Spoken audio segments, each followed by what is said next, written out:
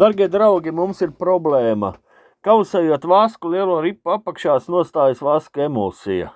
Es parakņājos internetā un papētīju, ko darīt. Tautas gudrība saka, ka vajagot piebērt tam kausējumam ūdenim skābi.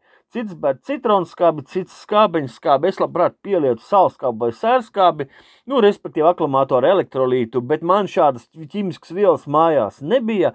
Es piebēru citronskābi un pašās beigās vārāmo sāli, lai viss smuki burbuļotu. Skatīsimies, tautas gudrība ar skābes pievienošanu ūdenim maina ko, mazina emulsiju vai nē.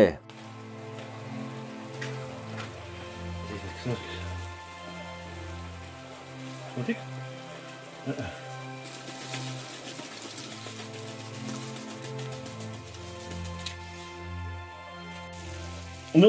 Redz, kaut kāda reakcija tur notiek. Bija tāds brūns, un tagad viņš palika tāds dzeltenīgāks.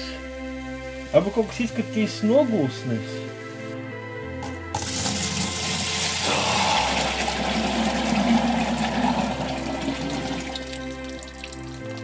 Vakardienas eksperiments ar citronskābi, un beigās es tur iegāzu varāmo sāli. Tā internetā viens darīja, viņš pat kausēja varāmo sāles ūdenī. Es nezinu, kāpēc viņš tā kā teica, kā ātrāk uzvāroties. Kas tur? Es iebēru intereses pēc. Tā, ko mēs redzam? Ieguvām šitādu te svaigan zeltainu vasku. Vasks tas ir, tā vairs nav emulsija. Smaržo arī. Tā kā es pat nevaru jums pateikt. Man liekas, ka šitādai metodei ir vērts būt.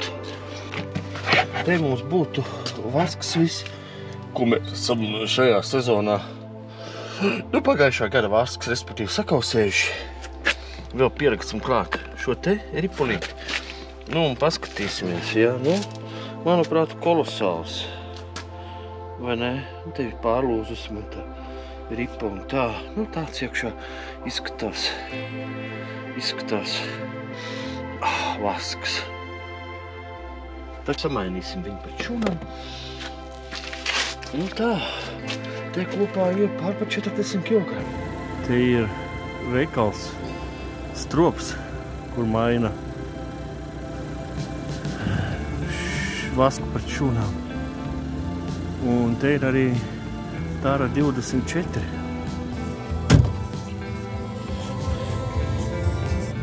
Ko tad mēs te esam tūlīt pastīties nodevuši?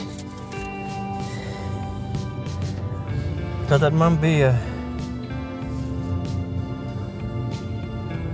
49,5 kg vaska, un es viņu samainīju par 41,4